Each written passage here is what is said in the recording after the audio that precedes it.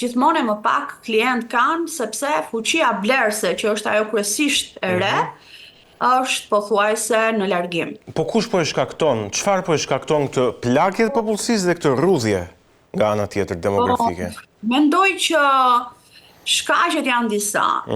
Sigurisht ato lidhen me largimin, por ne në fushën tonë përpiqemi të gjejmë gjithmonë në lidhjen shkak pasojë ose këtë zinxhir shkakësor të ngjarjeve që diskutojmë. Dhe përse largohen, pra largimet nuk janë ndalur dhe largohet kryesisht mosha e re. Madje ka statistika që flasin se edhe në moshën e re të larguar, vetëm 1 në 5 mendon të kthehet në Shqipëri. Pra, çështja është që jo vetëm largohen, por edhe ata që mendojmë se mund të ktheheshin janë pak, tepër pak. Dhe për këtë besoj se shkaqet duhen gjendur në radhë të parë tek perspektivat e jetës brenda Republikës së Shqipërisë. Pra, një i ri, një e re e shikon veten në mjaft të pambështetur me politikat që drejtojnë këtë shtet. Dhe kur ndjehet i pambështetur dhe shikon që është ende i ri dhe krau i tij punës është mjaft i kërkuar për shkak në radhë të parë të rinisë, në radhë të dytë pra të vitalitetit të rinisë, në radhë të dytë për shkak të kualifikimeve.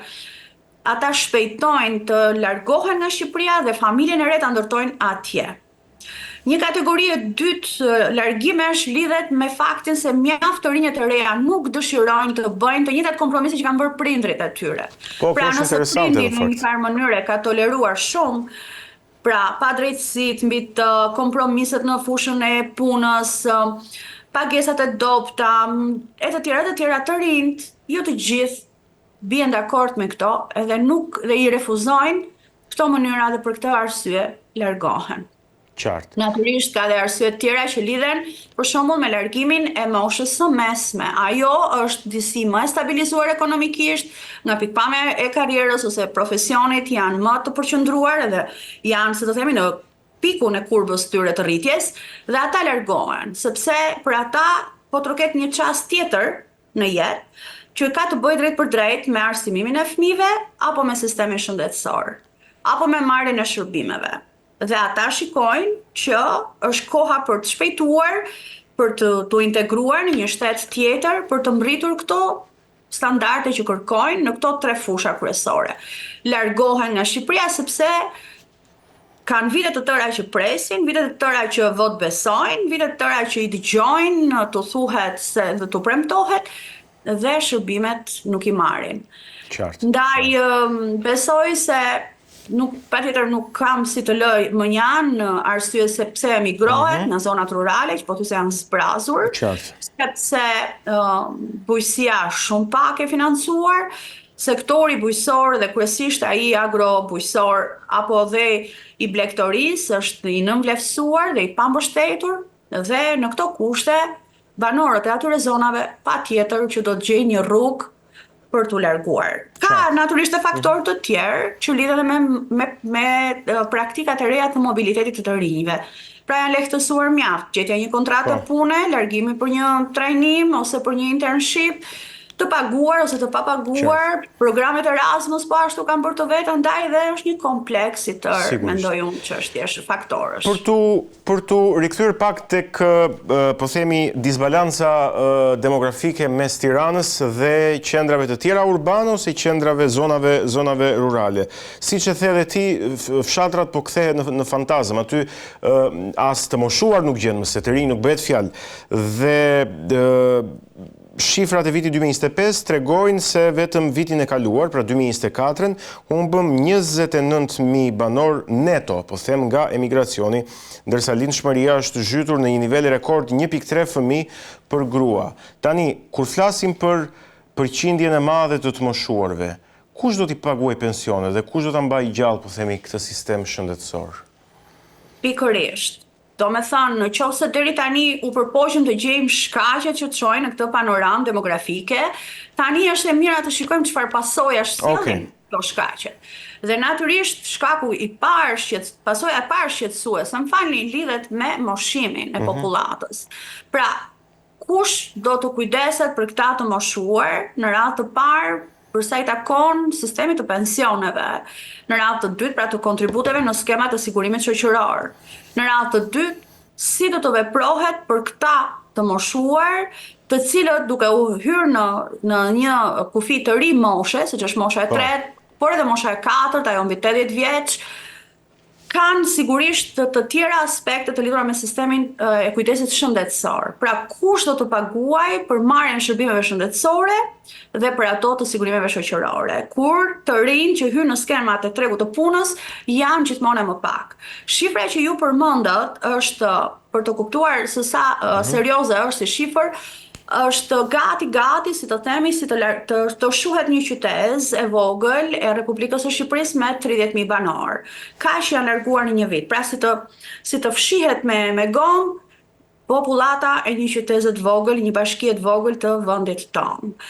Dhe kush do t'i paguaj, si do të shkoj kjo punë, të them të drejtën, pres të shikoj analiza nga qeverisësit, nga politik bërësit, dhe në një farë mënyre edhe ata vetë janë të kapur në këtë grack që po bien të gjithë, sepse edhe të huajt që janë duke i thirrur për të përmbushur, si të themi, ato vende pune që kanë ngelur bosh dhe për cilë ato shërbime që ka nevojë të marrin qytetarët tek ne, edhe ata të huaj ne po shikojmë që qëndrojnë pak edhe largohen edhe e përdorin Shqipërinë kryesisht si një trampolin për drejt vendeve të BE-s.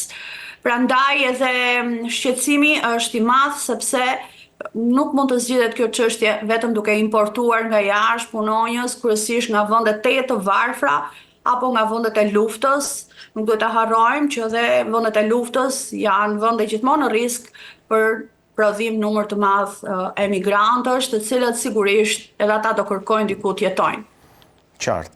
Dhe për të vazhduar pak me pasojat, unë do doja që ta bënim pak më interesante bisedën. Shqipëria po hyn në një fazë, pra me këtë emigrimin masiv, Shqipëria po hyn në një fazë ku gjithnjë e më shumë ligjërim politik dhe pushtet politik rrjedhimisht po shkon tek mosha e tretë, pra tek të moshuarit. Duket sikur edhe për shkak të numrit që shumica e votuesve janë pensionistë, rreth 710.000 a 720.000 pensionistë, mos qofsha gabim, e përcaktojnë qeverisjen, përcaktojnë për shembull premtimet në fushat të cilat ne i kemi dëgjuar dhe në fushatën e zgjedhjeve përpara një muaji për rritje pensionesh. Në vend se të kishim për shembull premtime fushate për rritje të lindshmërisë. Është haruar kjo pjesa e shtimit natyror të popullsisë përmes lindshmërisë. Nëse do ta shpreha kështu entela, po kthehemi në një vend ku qeverisemi prej interesave të moshuarve dhe është e rrezikshme kjo, jo për faj të tyre se ata s'kan asnjë faj, po për shkak të dinamikës të emigrimit masiv të të rinjve. Procesi zgjedhor është shumë kompleks. Pra, nga njëra anë kemi një grup të madh pensionistësh, të cilët për shkak se një pjesë të madhe të jetës e kanë kaluar në një regjim ku votojnë 99.99%, vijojnë me po të njëjtin mentalitet të shkuarit drejt kutive të votimit. Së pari, së dyti, të rinjt, të cilët sigurisht janë, si të themi, ata që kërkojnë ndryshimin ose që janë të pakënaqurit, janë larguar. Dhe në radhët e votuesve, numri të rinjve votues është gjithmonë më i pakët. Ndaj një tjetër element ose komponente e masës madhe elektorale janë votuesit e rinj, të cilët mund të kenë shkuar me të drejt kutive të votimit, por asnjëherë nuk janë aq shumë sa që janë numri pensionistëve. Dhe sa i takon në mënyrën se si u realizua kjo fushat, ajo ishte e dukshme që i adresohej kryesisht popullatës së moshuar, me bonusin për shembull të pensioneve, me ato të themi elementët e fushatës që më shumë, si të themi, ju kujtonte këtyre të moshuarve se krau opozitar ishte ai që dikur ju kishte bërë dhe dëme dhe nuk duhet i harronin ato. pra ju thirr kujtesës së tyre, dua të them më shumë, se sa ju drejtua të rinjve të cilët duhet të dilnin nga shtëpitë dhe të votonin. Madje shpeshherë fushata në fushat u tha edhe mos shkoni fare të votoni. Pra ishte një mënyrë e atill që të dekurajohej një krah për të shkuar drejt votimit dhe jo të stimuloj ai, dhe nga ana tjetër ju drejtua një masë votuesish të cilët edhe për mentalitet e kanë, si të themi, rregullsi në votime dhe drejtimin drejt kutive të votimit, duke shtuar këtu natyrisht edhe ato premtime që ju bën apo bonusi që ju dha. Tani, a është kjo qeverisje që po drejton duke u mbështetur mbi shpatullat e të moshuarve? Mendoj që po, sepse edhe numri më i madh i votuesve kryesisht kanë qenë të moshës mbi 60, 65 vjeç, kanë qenë të pak të rinj që kanë shkuar të votojnë, dhe e parë kështu edhe vota e emigrantëve, të them të drejtën, nuk u kuptua dhe aq mirë se si shkoi dhe si u votua ashtu siç u votua. Kështu që nëse elektorati që ka votbesuar qeverisjen për 4 vitet që vinë, ose që i dha jetë, si të themi, edhe 4 vitet të tjera qeverisjes prej 3 mandatesh, tani më drejt mandatit të 4, kryesisht ka qenë një mosh e moshuar, ka qenë një elektorat i moshuar. Tani çështja është që edhe vetë këta të moshuar nuk është se janë duke marrë ato shërbime që ju takojnë. Nuk do të harrojmë asnjëherë që i moshuari shqiptar është një i moshuar mjaft i sakrifikuar, ka kaluar një rini në vitet e izolimit komunist, i privuar nga shumë aspekte, i rritur me shumë vështirësi, dhe në moshën e tretë, do duhet të merrte shumë më tepër respekt nga ana e popullatës në përgjithësi, nga ana e shoqërisë, pikërisht për shkak të kontributit që ka dhënë në rinin e vet apo gjatë jetës së tij aktive.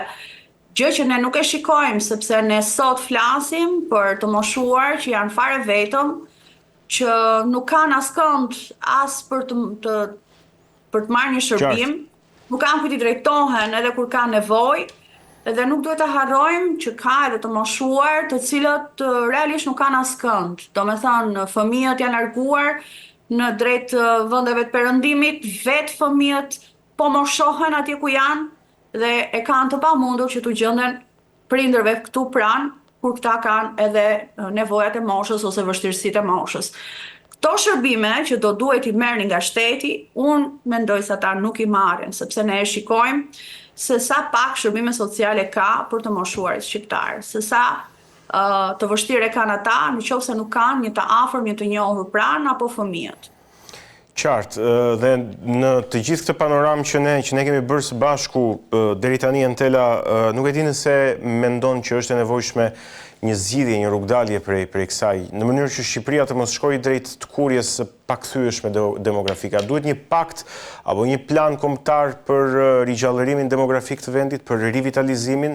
Si do ta konceptualizojë një gjë të tillë? Çështja është që nuk është se ne na kërkohet të shpikim diçka që ndodh për herë të parë. Kemi mundësinë të marrim nga përvojat më të mira të vendeve të perëndimit kryesisht, të cilat përpara nesh janë përballur me këto vështirësi, vijojnë ende të përballen natyrisht, por ato disa masa i marrin.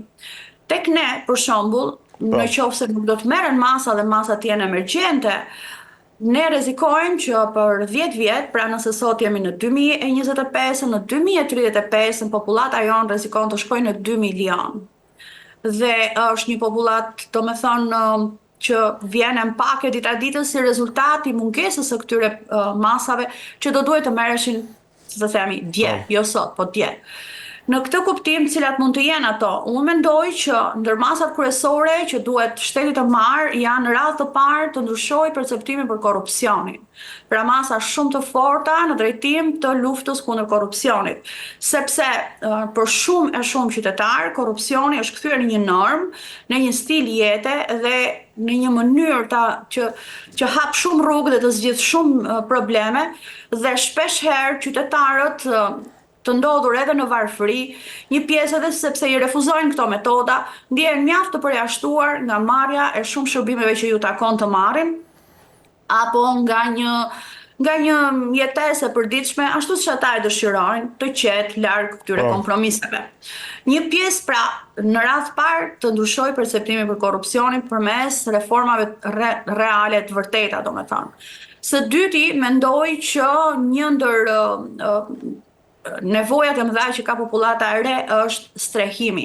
Shumë të rinjët të reja po t'i pyesë është sot hezitojnë të krijojnë familjen e re sepse menjëherë mendojnë që me të ardhurat që kanë nuk arrin dot asnjë banesë mbi kokë ta sigurojnë, dhe ndërkohë që banesat me qira veçanërisht në zonat urbane, zonat e mëdha urbane, natyrisht përfshirë Tiranën, janë gjithmonë në rritje dhe janë të pamjaftueshme ato të ardhurat edhe për një banesë me qira. Dhe në këtë kuptim do thosha politikat e shtetit për subvencionimin e strehimit. Edhe këto kredite buta të famshme që njihen si të tilla ose programi subvencionimit të kredive janë kthyer tani më dhe ato në një moll të ndaluar për mjaft njerëz që janë vërtet në nevojë, për shkak se dhe aty ka depërtuar nepotizmi, kanë depërtuar domethënë lidhjet partijake dhe kanë zhbërë, si të themi, besimin edhe tek këto programe. Pra, mendoj që masa e dytë do t'ishte programe të tilla, por të drejta edhe sa më të shumta. Së treti, mendoj politikat për mbështetjen e lindshmërisë. Ato duhet fillojnë që sapo çiftet e reja mendojnë të sjellin në jetë një fëmijë, sepse shpeshherë e shtyn këtë hap si rezultat i pasigurisë në vendin e punës, si rezultat i mungesës të ardhurave të mjaftueshme për të sjellë në jetë një fëmijë, për të realizuar, domethënë, këtë hap të rëndësishëm në jetë, sikundër ata e dëshirojnë edhe siç u takon në fundit një fëmijë të lindur në këtë dekadë që jetojmë apo në këtë periudhë që jetojmë, ku mundësitë janë shumë të mëdha se sa 2-3 dekada më parë. Dhe